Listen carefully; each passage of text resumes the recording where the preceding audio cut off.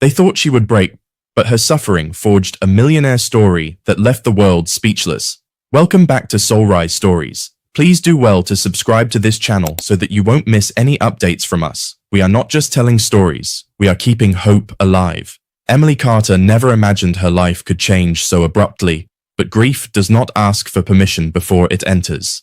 When Michael died, the world did not dim or pause to acknowledge her loss. It kept spinning, cruelly bright, forcing her to stand inside a place that now felt too wide and too empty. She had always leaned on Michael's calm strength, his warm laughter, his ability to turn fear into reassurance. Without him, the silence inside their home was suffocating. Lucas, her 5-year-old son, asked every night when Daddy was coming back. Emily held him close and whispered the truth in a trembling voice he was too young to understand. The funeral ended, everyone returned to their own lives, and Emily was left standing in the ruins of hers. Bills multiplied on the dining table. The mortgage company called daily. Her part-time librarian paycheck barely covered groceries. When she begged her landlord for more time, he responded with a cold stare and a tap of his pen on the eviction notice. She was given a deadline she couldn't meet. One rainy evening, with nowhere else to go, Emily arrived at a women's shelter, holding Lucas's hand and trying not to break down in front of him. The shelter was crowded, crying babies, weary mothers, metal bunk beds, thin blankets, and air that smelled faintly of disinfectant and wet clothes. Emily lay awake all night, staring at the ceiling as Lucas slept beside her, unaware of how close they were to falling into complete homelessness. The next day, she walked to the small diner where she worked weekends. The manager gave her a sympathetic look before delivering another blow. Business was slowing for the winter and they had to cut her hours. Her paycheck dropped to almost nothing. She accepted it with a tight smile, then slipped into the restroom and cried silently into a paper towel. The more she tried to stand, the harder life pushed her back down. Lucas became ill with a fever so severe she rushed him to the emergency room. The bill nearly consumed her last savings. She tried to stay strong for her son, but every night she sat on the shelter bed, shaking from exhaustion, hunger, and fear. She couldn't remember when she last ate a proper meal. She often drank hot water at the diner just to feel something warm inside her stomach. Her clothes were thinning, her face pale, her mind fraying at the edges. But it was during one of these darkest nights that fate quietly introduced her to the person who would change everything, though Emily had no idea then. It happened at the diner during a late shift. A woman entered just before closing, a silver-haired, elegant figure whose posture suggested dignity, but whose trembling hands betrayed some hidden storm. She sat alone in a corner booth. Her eyes were tired, her movements slow. When she reached for her cup of tea, her hand shook so violently that it slipped and shattered on the floor. Conversations paused. Some customers murmured with annoyance. Others watched her with amused pity. Emily didn't hesitate. She rushed over, kneeled in front of the woman, and gently held her trembling hands to steady them. She spoke softly, comforting her with the kind of tenderness that came naturally to her. The woman blinked rapidly, overwhelmed by the unexpected kindness. When the diner closed, Emily insisted on calling a cab and waited with her outside until she was safely inside the vehicle. The woman's name, she learned later, was Margaret Cole. Emily tried to forget the encounter and focus on survival, but suffering kept finding new ways to test her. A week later, the landlord finally evicted her. Her few belongings fit into 2 bags. She carried one, Lucas carried the other. They returned to the shelter. The humiliation of walking out of her home for the last time felt like a sharp blade pressed against her heart. Emily believed life had reached its cruelest point, until one morning a black town car parked outside the shelter. The driver stepped out, approached her politely, and said, "Mrs. Cole would like to speak with you." Emily didn't know what to expect as she was driven to a quiet, elegant estate overlooking the hill. Margaret greeted her with warm eyes and a fragile smile. It was the smile of someone who had also known deep loss. She confessed that she had looked Emily up, found where she was staying, and learned about her eviction. Embarrassed, Emily tried to hide her shame, but Margaret gently reached for her hand. "You remind me of my daughter," Margaret said softly. "She passed away last year. You have the same kindness, the same quiet strength." Emily felt her throat tighten, unsure what to say. Margaret inhaled deeply before continuing. "I'm reopening a restaurant I once ran with my daughter. I want you to manage it."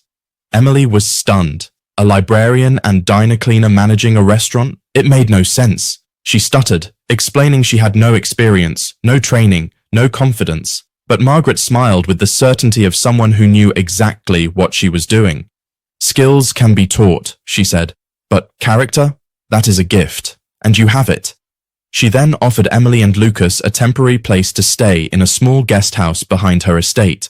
It was warm, safe, furnished, and nothing like the shelter beds Emily had been sleeping on. Emily cried that night, not from pain this time, but from relief she'd never thought she'd feel again. But her suffering was not over. It was only transforming into something new. The restaurant Margaret entrusted to Emily was a dusty relic of the past.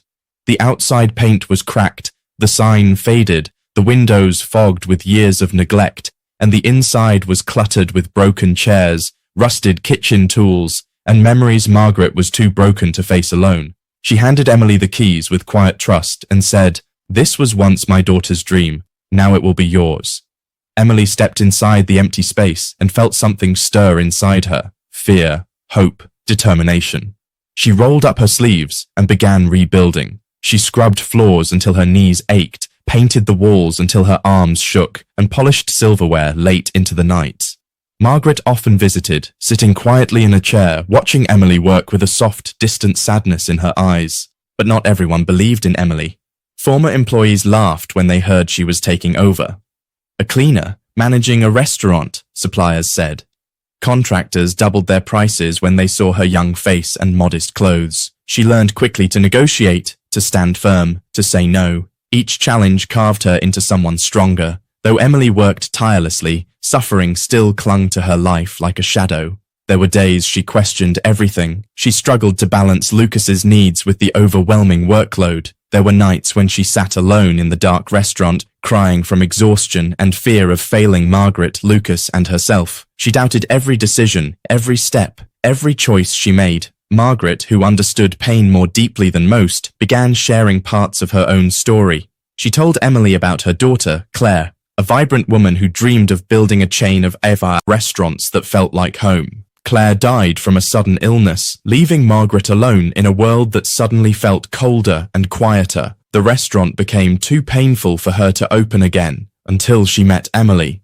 "You brought warmth back into a place I thought was dead forever," Margaret said one evening, her voice trembling. Little by little, a partnership formed between them, not one of employer and employee, but something deeper. Margaret saw in Emily the daughter she lost, and Emily saw in Margaret the family she desperately needed. The restaurant opened 6 months later, and the transformation stunned the entire neighborhood. What was once abandoned now glowed with soft lights, warm colors, and the delicious scent of homemade meals. Customers flocked in, drawn by the homely atmosphere and Emily's authentic kindness. Word spread quickly about the widow who rebuilt her life with her bare hands. Sales climbed steadily. People praised her leadership, her menu choices, her ability to create comfort with simple gestures. But beneath the success, suffering still haunted her days. Lucas struggled at school, traumatized by losing his father. He cried at night, afraid she might disappear too. Emily comforted him while fighting her own nightmares. There were moments she wanted to collapse, moments she felt the weight of the entire restaurant, Margaret's trust, her son's safety, and her own grief pressing down on her until she could barely breathe. Margaret saw all of it. She quietly stepped in to help where she could, tutoring Lucas after school, teaching Emily bookkeeping, and guiding her through business decisions. The two women grew inseparable, bound not by blood, but by loss and resilience. Years passed, and the restaurant flourished.